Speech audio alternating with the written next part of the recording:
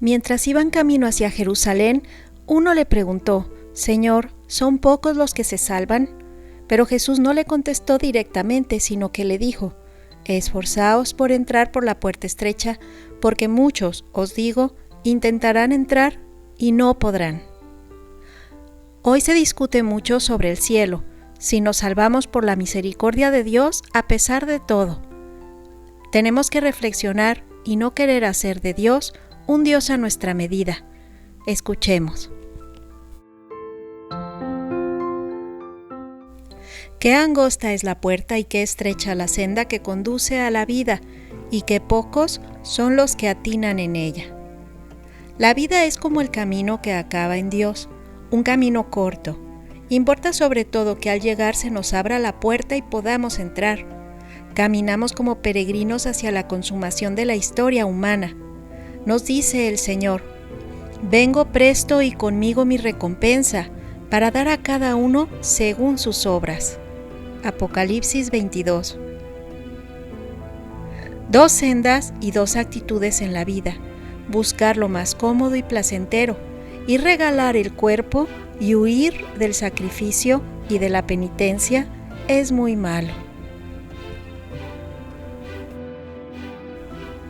O bien buscar la voluntad de Dios, hacer el bien aunque cueste, tener los sentidos guardados y el cuerpo sujeto, vivir como peregrinos que llevan lo justo y se entretienen poco en las cosas porque van de paso, o quedar anclados en la comodidad, en los placeres temporales y ser utilizados como fines y no como simples medios.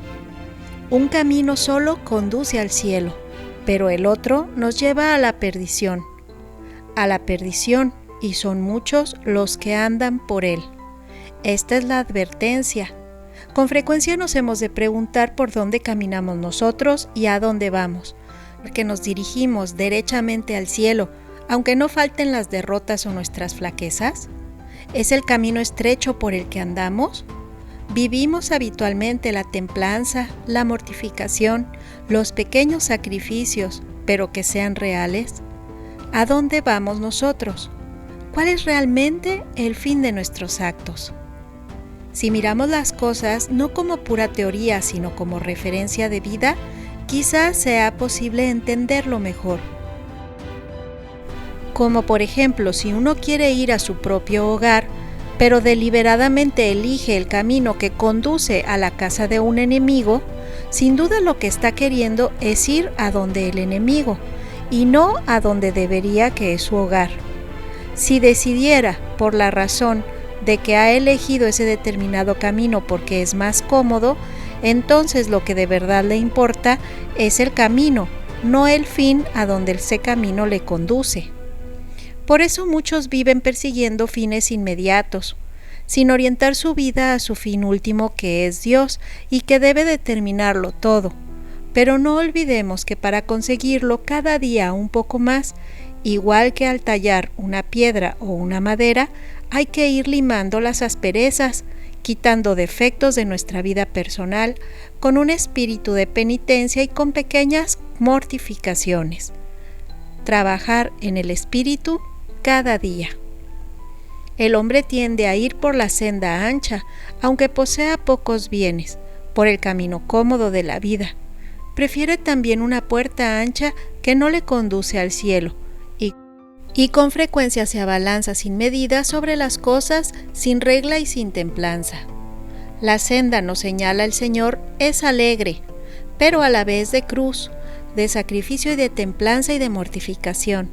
Si alguno quiere venir en pos de mí, nos dice Jesucristo, tome su cruz cada día y que me siga. Si el grano de trigo no cae en la tierra y muere, queda solo, pero si muere lleva mucho fruto. Nos es necesaria la templanza en esta vida para poder entrar en la otra.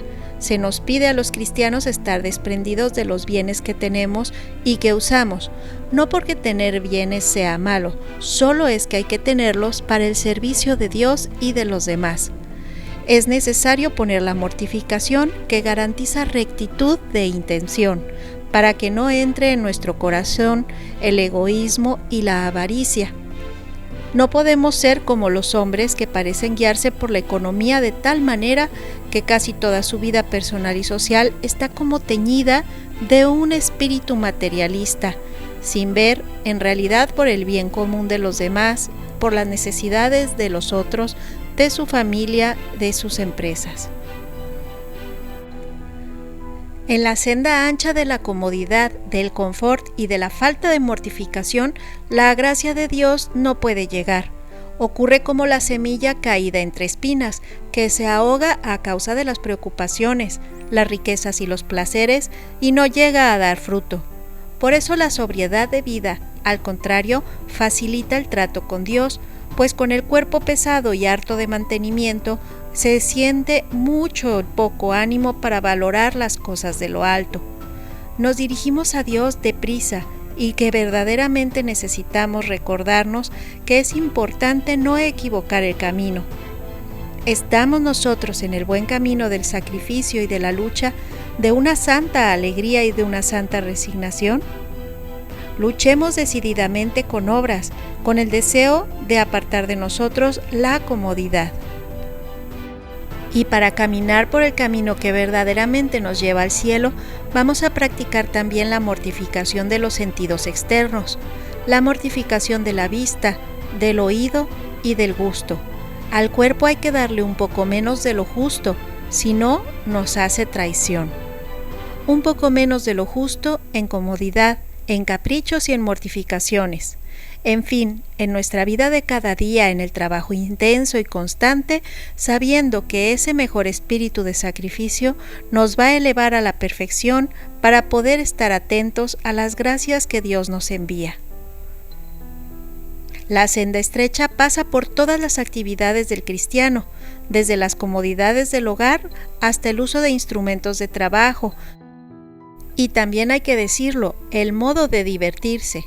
Es importante tener en cuenta que siempre tiene que ser un santo modo de divertirse. No dedicar excesivas horas al deporte, no dedicar excesivas horas a la relajación, sobre todo si sabemos que esto irá en perjuicio de los quehaceres a los que tenemos obligaciones. También se da ejemplo de austeridad y de templanza a quien sabe hacer uso moderado de la televisión, del internet, de los medios que hoy se usan como videojuegos, para evitar el exceso de confort. El camino estrecho es seguro y amable. En medio de esta vida tiene un cierto tono austero y un significado que encontramos alegría solamente en la cruz de Cristo. Hoy pedimos a nuestra Madre Santísima que nos alcance la fortaleza necesaria para marchar con decisión tras los pasos de su Hijo.